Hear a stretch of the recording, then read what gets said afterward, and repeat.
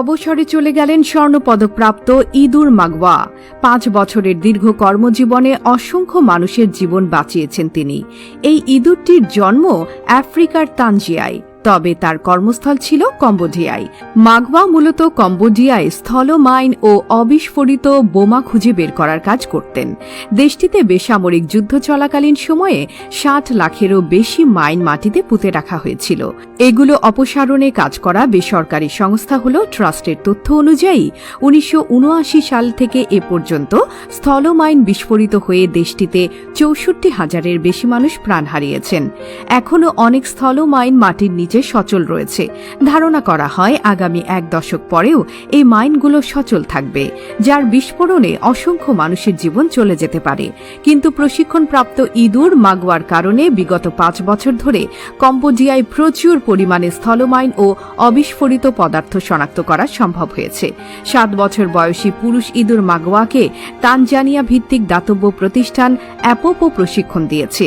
এটি ইউরোপের দেশ বেলজিয়ামে নিবন্ধনকৃত একটি প্রতিষ্ঠান। অ্যাপোপো জানায় তারা ইঁদুরগুলোকে প্রশিক্ষণ দেয় মূলত বিস্ফোরক যন্ত্রের মধ্যে থাকা রাসায়নিক উপাদান শনাক্তের জন্য। এই প্রাণীগুলো যখন কোনো বিস্ফোরক উপাদান খুঁজে পায় তখন সঙ্গে থাকা মানুষ সহকর্মীকে সতর্কবার্তা দেয়। মাগওয়া টেনিস কোর্টের মতো আয়তনের একটি মাঠ তল্লাশির জন্য মাত্র ২০ মিনিট সময় নেয়। মেটাল যন্ত্রের সাহায্যে একই আয়তনের মাঠে তল্লাশির জন্য মানুষের সময় লাগে ১ থেকে ৪ দিন। এছাড়াও প্রতিষ্ঠানটির তথ্যমতে মাগওয়ার জন্ম ও বেড়ে ওঠা তানজানিয়ায়। অন্যান্য প্রজাতির ইঁদুর থেকে বেশ বড় হলেও ওজনে হালকা পাতলা গড়নের, ফলে যখন সে মাইনের উপর দিয়ে হেঁটে যায় তখন সেটি বিস্ফোরিত হওয়ার মতো ভর সৃষ্টি করতে পারে না।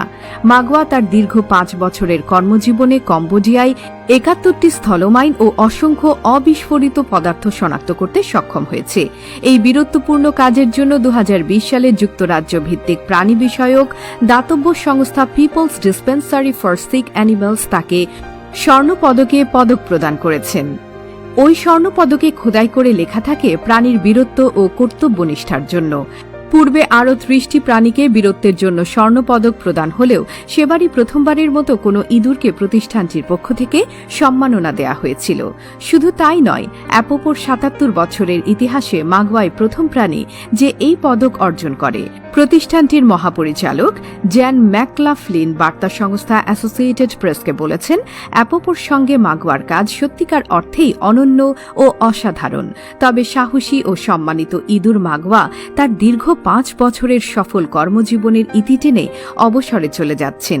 এ বিষয়ে মাগওয়াকে দেখভালকারী মালেন বলেন, বৃহদাকার আফ্রিকান ইঁদুরটি বয়স্ক হয়ে যাওয়ায় এখন ধীরগতির হয়ে পড়েছে, তাই তার চাওয়া পাওয়াকে এখন সম্মান জানানো প্রয়োজন। বর্তমানেও দাতব্য সংস্থা অ্যাপোপোতে অনেকগুলো ইঁদুরকে মাইন শনাক্তের প্রশিক্ষণ দেয়া হয়। এসব ইঁদুরকে তারা হিরো র্যাটস হিসেবে পরিচিতি দেন। তবে মাগওয়া অবসরে যাওয়ার পরেই এসব ইঁদুরের উপদেষ্টা হয়ে কাজ করবে কিছুদিন। এ ব্যাপারে অ্যাপোপো জানায়, নতুন ইঁদুরগুলোর উপদেষ্টা হিসেবে আরও কয়েক সপ্তাহ কাজ করবে সে। কম্বোডিয়ার পরিবেশে নতুনদের খাপ খাইয়ে নিতে সাহায্য করবে মাগওয়া।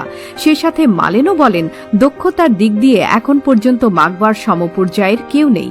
তার সঙ্গে থেকে কাজ করতে পেরে আমি গর্বিত। মাগওয়াকে নিয়ে পুরো বিশ্ব গর্বিত তার বীরত্বপূর্ণ কাজের জন্য। পুরো কম্বোডিয়ার মানুষ তার কাছে ঋণী। তাই আমরা আশা করি অবসরের পরেও বৃদ্ধ স্বর্ণপদকপ্রাপ্ত ইঁদুরটি তার অবশিষ্ট জীবন অনেক